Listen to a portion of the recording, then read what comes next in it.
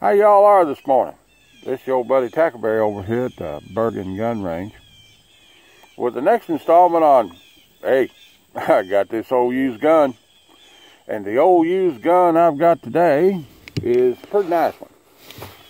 It's this thing here, Colt, and that's Colt, Series 70, government model, Mark, what mark is it? It's a Mark 4. Colt Series 70 government model Mark 4 in nickel finish. Pretty good old gun. I've owned this gun for several years. It doesn't have that old creepy extra firing pin safety nonsense that everything seems to have on it today. Let's do some old reloads and load this thing up. These are MFRs. These are a 230 grain lead bullet, round nose, with 5 grains of red dot. Zipping along about 800 feet a second. Not too awful much, not real heavy. Pretty good load. Shoots good out of the Tommy gun. Shoots good out of this gun. And as always, our test range is 25 yards at a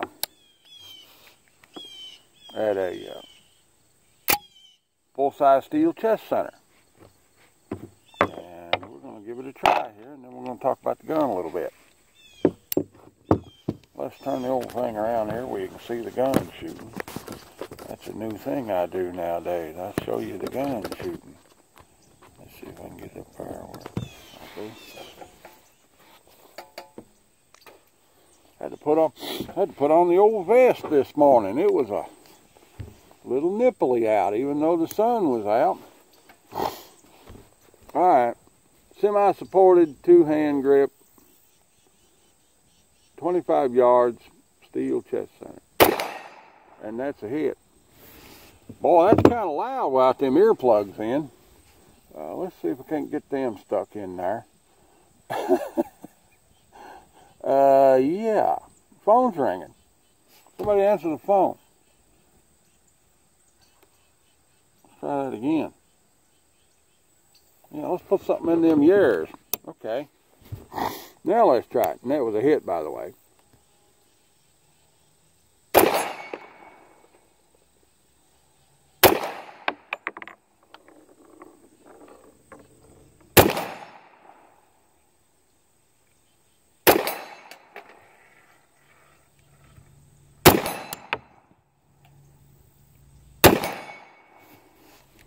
Yeah, baby.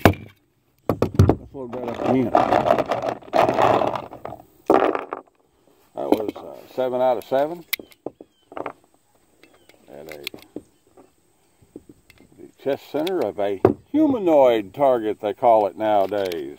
I don't know what that means, humanoid target. I guess that's a regular old B-21 target with John Dillinger's face on it. Humanoid target. That's what the FBI shot at for years. Let's get them old blocks out of the way of that wore out carpet. Jeez. Alright. Throw her down there. Throw another one up in there. Let's give it a try. Hey, I missed that one. Didn't miss that one. Alright, let's try for some real accuracy. 10-inch AR-500 diamond at 25 yards. That was a miss. That was a hit. Let's try the steel square. Ooh, yeah, that was a nice ringy-dingy right there. That's a nice ringy-dingy. Oh, it caught one. Look at that. Yeah. Come on, get out of there. Got one in there? Yeah. Caught one on the last round. Look at that. That's terrible. You get that every once in a while when you reload. And that was a miss. Alright, Mr. Cameraman, turn the camera back around here. We can see what's going on. I put on the old insulated vest this morning. It was still a little nipply out. Pretty good gun. Colt magazines. That's pretty cool. I bought this gun. This gun was made in 1973. I run the serial number on it with Colt. It's got a nickel finish on it. Good old checkered Colt signature grips on it that didn't come on it when I got it. I bought this gun about 1977. I was under 21 years old. I couldn't get a parent to sign for it. So I managed to find a grandparent that would sign for it.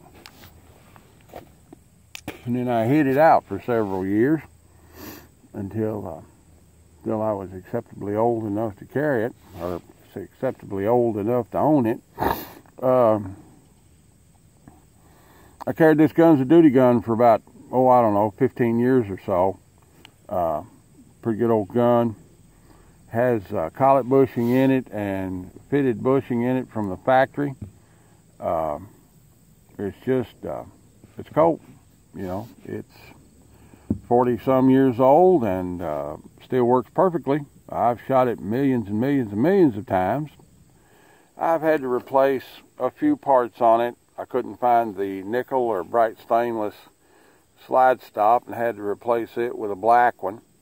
I put a couple of firing pins in it, a couple of firing pin springs, a couple of extractors, one ejector. Had it apart a million times. And it's still a good serviceable gun after all these years. It's not a Safe Queen. It's one of the guns that I've owned the longest, but it's not a Safe Queen. I'll occasionally take it out and carry it, and I'll take it to the range and shoot it just like it's any other gun. It is a Colt. This gun has got a lot of wear on it and a lot of scratches, especially on this side. It's got a lot over here. I carried it in a Tex Shoemaker holster for years with, you know, a dual retention safety holster, and the lining of the holster wore out and exposed the metal in the holster, and I didn't know it, and I kept running it in and out and in and out, and then one day I noticed, you know, that gun's starting to wear the finish off of it.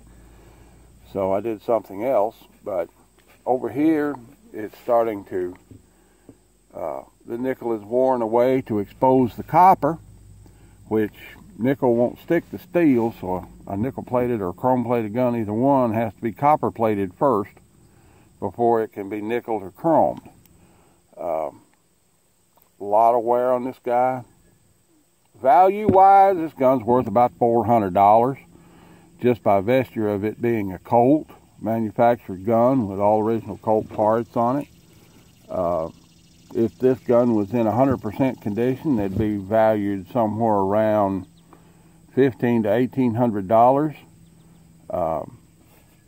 You know, they say, well, you ought to just fix it up and have it re-chromed or re-nickeled or whatever. And I'm like, you know, this is my buddy gun. I had this gun forever.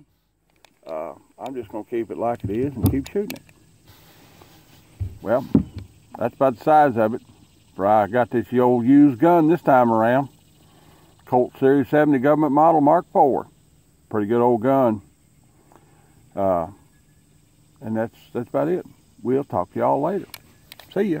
Turn this guy off.